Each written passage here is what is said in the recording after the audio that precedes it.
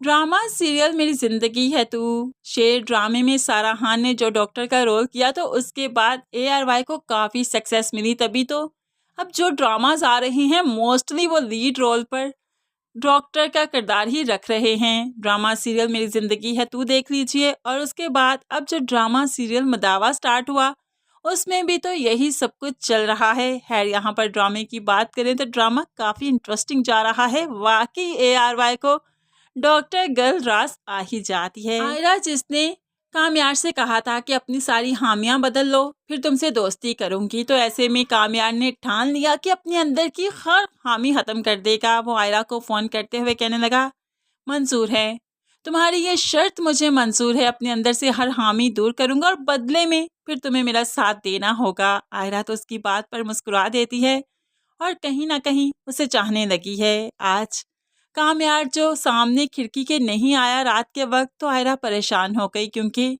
उसी आदत पड़ चुकी है। जाहिर सी बात है, 1 2 3 दिन तक जो काम होता रहे इंसान को उसकी आदत पड़ जाती है। आज जो कामयार नहीं आया तो वो उसे बुरा लगने लगा। उसे कामयार को देखने की आदत है, लेकिन यहाँ पर वो अपनी बहन के सामने रिलैक्स होती है कि शुक्र है वो आज नहीं आया, होप्स वो अच्छा इंसान बन जाए। लेकिन दूसरी तरफ फारिया जो कि कामयार कामयार ही करती फिरती है, यही गुन गाती है, वो तो पहुंच गई कामयार के घर। आज कोई पार्टी शार्टी ना करें, काफी दिन हो गए पार्टी नहीं हुई। तो कामयार मुस्कुरा कर कहने लगा, पार्टी शार्टी नहीं हुआ करेगी, मुझे अच्छा इंसान बनना है। किसी ने मुझसे कहा है कि मैं अच्छा इंसान बन जाऊं, अपनी हामियां दूर करूं। तो यहाँ पर फारिया फौरन से पहले गेस करती है, आयरा ने कहा तुमसे, उसके लिए। तो कामयार मुस्कुरा देता है और ये मुस्कुराहट फारिया को बहुत बुरी लगी, तभी तो फौरन से पहले जाकर कामयार की माँ से शिकायत की कि वह 2 टके की लड़की इस घर की हाथ देख रही है और आप कुछ नहीं करेंगी। और यहाँ पर माँ को भी वाकई गुस्सा आ गया। अपने शौहर से बात की तो शौहर कहने लगा, मैं क्या कर सकता हूँ, उसका अपना फैसला, वो मेरी भला क्यों सुनेगा। वैसे भी लड़की के मामले में तो कसूर उसी का होगा, लड़की थोड़ी ना उसके पीछे आती है, तो मैं क्या कहूँ उसे भला। तो अब तो माँ भी सुना देती, हाँ हाँ जी, जैसे माजी में आपने लड़कियां रखी थी, ये भी आपका ही बेटा है, इसने भी रख ली।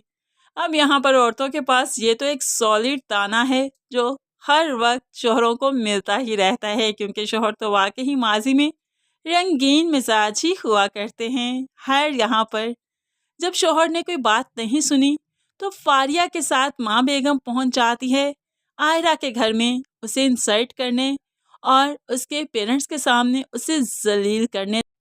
यहाँ पर अब कामयार की माँ ने अच्छा खासा तमाशा लगा दिया कि तुम जैसी लड़कियां जो शॉर्टकट ढूंढती हो ना अमीर लड़कियों से शादी करके अमीर होने के, वो तो मैं यहाँ पर तुम्हारा पूरा नहीं होने दूंगी। तुम कामयाब नहीं होगी, इसलिए चुपचाप तुम अपना रास्ता बदल लो। यहाँ पर काफ़ी और बातें सुनाएगी, जिसके बाद अब आयरा के बाप से बर्दाश्त ना हुआ, इन्हें यहाँ से जाने का कहा, इन्हें यहाँ से निकाल दिया, लेकिन उसके बाद अपनी बेटी की क्लास भी ले ली।